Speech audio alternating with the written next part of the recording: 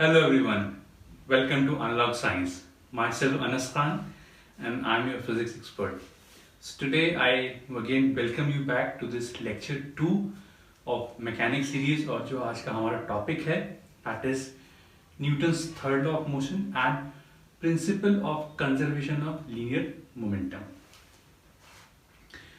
तो आगे स्टार्ट करते हैं तो उससे पहले हम ये बात करते हैं कि जो फोर्सेस होती हैं फोर्सेस में दो कैटेगरी हैं you have balanced forces and you have unbalanced forces.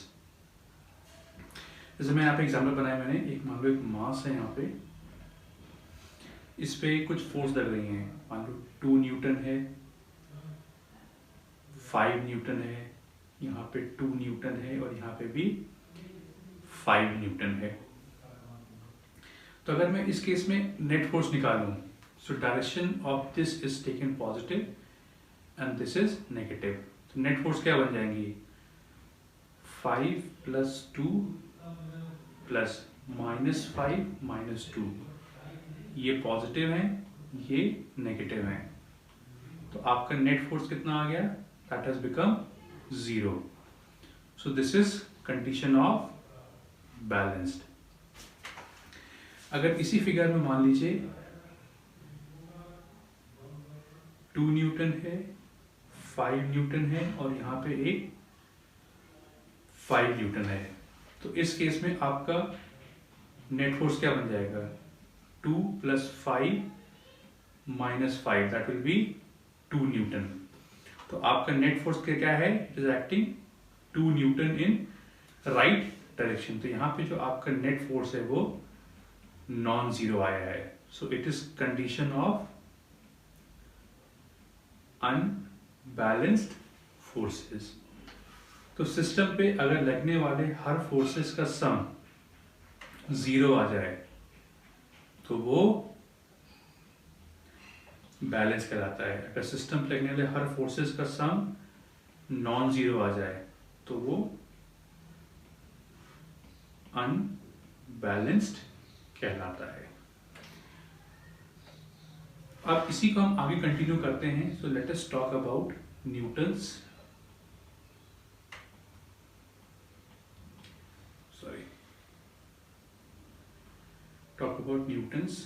Third law of motion.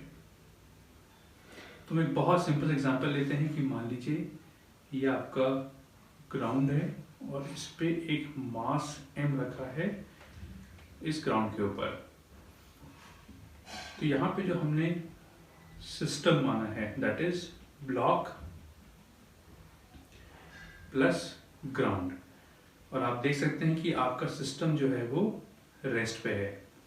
Rest का मतलब क्या है उसका एक्सेलरेशन 0 है मतलब उस पे लगने वाला जो नेट फोर्स है वो भी 0 है। अब देखते हैं कि इस पे फोर्स कौन कौन सी लग रही हैं। अगर ये सिर्फ ग्राउंड होता तो ग्राउंड पे क्या होता ग्राउंड का वेट ब्लॉक का वेट ग्राउंड पे नीचे एक्ट करता। तो अगर ग्राउंड नहीं होता तो ये ब्लॉक नीचे गिर जाता due to its weight acting downwards. लेकिन यहाँ पे आपका ये सिस्टम जो है वो रेस्ट पे है मतलब नेट फोर्स 0 एक्ट कर रहा है। तो कोई तो फोर्स है जो इस वेट को बैलेंस कर रहा है। That means there has to be a force which is acting upwards and it is balancing mg। मतलब इस ब्लॉक m पे एक कोई फोर्स है जो ऊपर एक्ट कर रहा है और इस वेट को बैलेंस कर रहा है। इस फोर्स को हम कहते हैं नॉर्मल रिएक्शन। तो जो n है वो mg के बराबर है इन टर्म्स ऑफ मैग्नीट्यूड। इसीलिए जो थर्ड लॉ का स्टेटमेंट है क्या कहता है to every action there is always an equal and opposite reaction.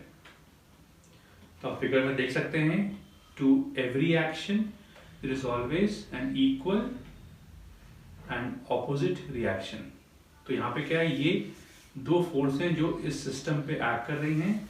System rest पे है, मतलब आपका नेट फोर्स 0 होगा। तो जितना वेट आपका नीचे एक्ट कर रहा है उतना ही आपका नॉर्मल रिएक्शन ऊपर एक्ट करेगा। तो ये नॉर्मल रिएक्शन मैग्नीट्यूड में उसके इक्वल होगा, बट डायरेक्शन में ऑपोजिट होगा। तो दोनों एक दूसरे को ऐड करके नलीफाई करके इस सिस्टम के नेट फोर्स को 0 कर देंगे आपका। सो जो Newton's third law of motion है, it is only applicable for balanced forces. अगर सिस्टम पे अनबैलेंस्ड फोर्सेस हैं तब वहां पे आपका Newton's third law of motion applicable नहीं होगा आपका।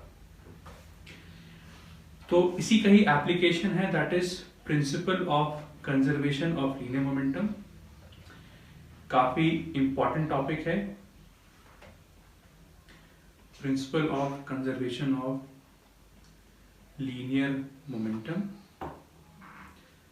तो ये प्रिंसिपल ये स्टेट करता है, पहले हम बात करते हैं कि फोर्स का फॉर्मूला क्या था। तो सेकेंड लॉ बोलता है कि जो भी नेट एक्सटर्नल फोर्स है, it is equal to rate of change of linear momentum. Now if the net external force acting is 0,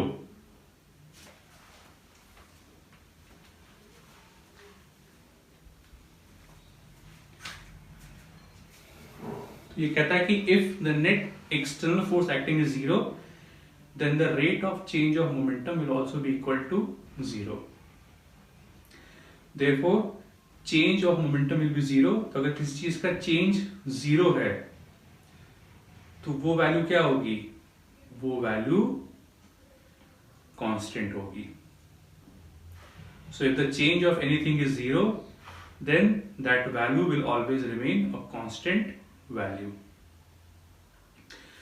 So for the momentum to remain conserved, what is the condition? Condition आपकी ये है, the net force should remain 0. तभी आपका momentum conserve रह पाएगा।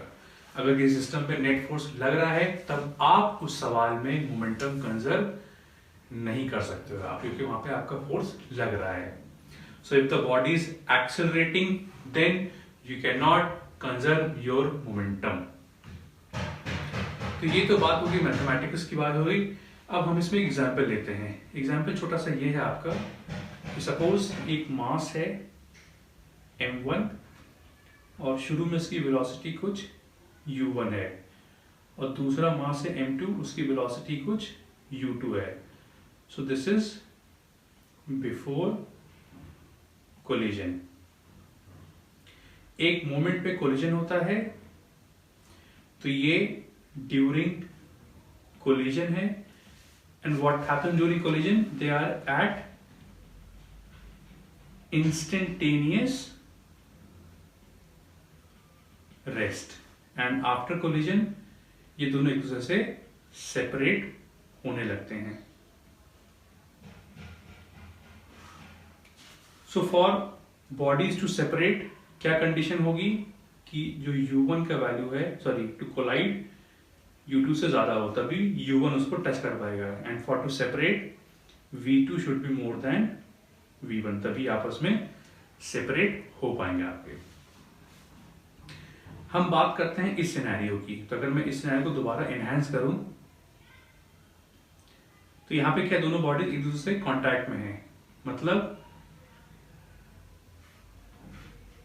जो body 1 है वो बॉडी 2 पे फोर्स लगा रही होगी, एंड सिमिलरली आपकी बॉडी 2 बॉडी 1 पे फोर्स लगा रही होगी। सो this is the force exerted by 1 on 2 and force exerted by 2 on 1। लेकिन अभी स्टेट में क्या है, ये रेस्ट में है अभी, मतलब कि इस स्टेट में आपका जो नेट फोर्स है वो 0 एक्ट होगा। तो फोर्स कौन कौन सी लग रही हैं, F12 force exerted by 1 on 2 and force exerted by 2 on 1। तो F12 क्या बन जाएगा, minus of F21। Now let collision last for dt seconds. dt यहाँ पे एक बहुत छोटा सा टाइम इंटरवल है। तो अगर मैं दोनों तरफ टाइम इंटरवल से मल्टीप्लाई कर दूं तो आपका एक्सप्रेशन कुछ ये बन जाएगा आपका। और अगर मैं फोर्स को टाइम से मल्टीप्लाई करूं, if you multiply force with time, हमको क्या मिलेगा, dp मिलेगा। So on multiplying force with time it will give you dp, that is change of linear momentum. तो यहां पे हम क्या कर रहे हैं, we are multiplying force on one due to two and with time, so this will give you change of momentum of body 1 is equal to minus, and this will be change of momentum of body 2। तो ये आपका relation आ गया कि the change of momentum of body 1 is negative of change of momentum of body 2। अब values put करते हैं। Change क्या होता है, फाइनल माइनस इनिशियल।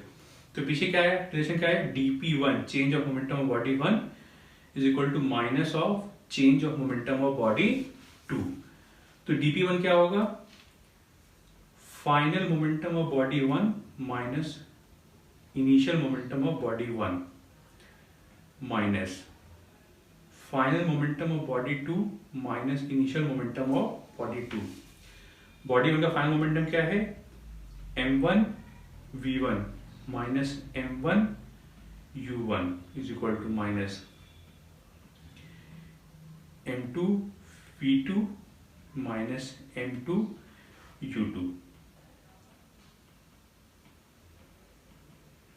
अब यहां पे हम ब्रैकेट खोल देते हैं तो क्या बन जाएगा, minus m2 v2 plus m2 u2। अब क्या करते हैं हम लोग, u के टर्म इधर ले आते हैं और v के टर्म इधर ले जाते हैं, तो क्या बन जाएगा ये m1 v1 plus m2 v2 m1 u1 plus m2 u2। तो ये आपका एक रिलेशन बन के आ गया आपका ये। अब ध्यान से देखिए, m1 v1 this is final momentum of body 1, m2 v2 final momentum of body 2, और इस सिस्टम में दो ही बॉडी हैं, so your LHS is what, it is the final momentum of the system या momentum after collision. This is momentum after collision is equal to m1 u1 initial momentum of body 1, m2 u2 initial momentum of body 2। तो ये आपका system का initial momentum है, या ये आपका momentum before collision है आपका ये। तो क्या हुआ कि अगर सिस्टम पे लगने वाला नेट फोर्स आपका 0 है, तब जो भी मोमेंटम सिस्टम का कोलिजन के पहले होगा this will be initial momentum. अगर दोनों मोमेंटम को ऐड कर दूं, ये आपको देगा इनिशियल मोमेंटम, और कोलिजन के बाद दोनों कुछ मोमेंटम होगा, उनको अगर मैं ऐड कर दूं that will give you final momentum. So initial momentum will be equal to final momentum. कब, जब सिस्टम पे लगने वाला जो नेट फोर्स है वो 0 होगा। अगर नेट फोर्स 0 नहीं है तो आपका लीनियर मोमेंटम कंजर्व नहीं रहेगा आपका, इसका ध्यान रखिएगा। To have the momentum of your system being conserve, the net force acting on that system must be 0। इसका ध्यान रखिएगा आप लोग। जैसे मानो अगर एक बॉल आपकी रोल कर रही है ग्राउंड के ऊपर, कहता हूं फ्रिक्शनलेस फ्लोर है तो मोमेंटम कंजर्व रहेगा, क्योंकि वहां पे कोई भी एक्सटर्नल फोर्स एक्ट नहीं करेगा। लेकिन अगर मैं कहूं कि एक बॉल है जो फ्रिक्शन वाले फ्लोर पर रोल कर रही है, तब उस केस में आप मोमेंटम कंजर्व नहीं कर पाओगे, because in that case friction is acting, it is a form of external force which will cause the body to retard। तो वहां पे हम उसके मोमेंटम को कंजर्व नहीं कर सकते हैं। तो बेसिक लॉ आपका यही था। यहाँ पे हमने दो चीज पढ़ी, एक Newton third law of motion जो सिर्फ बात करता है बैलेंस्ड फोर्सेस के बारे में बात करता है, और ये क्या कहता है कि जो भी एक्शन रिएक्शन फोर्सेस होंगी वो डायरेक्शन में ऑपोजिट होंगी, आप देख सकते हैं, और मैग्नीट्यूड में इक्वल होंगे ये।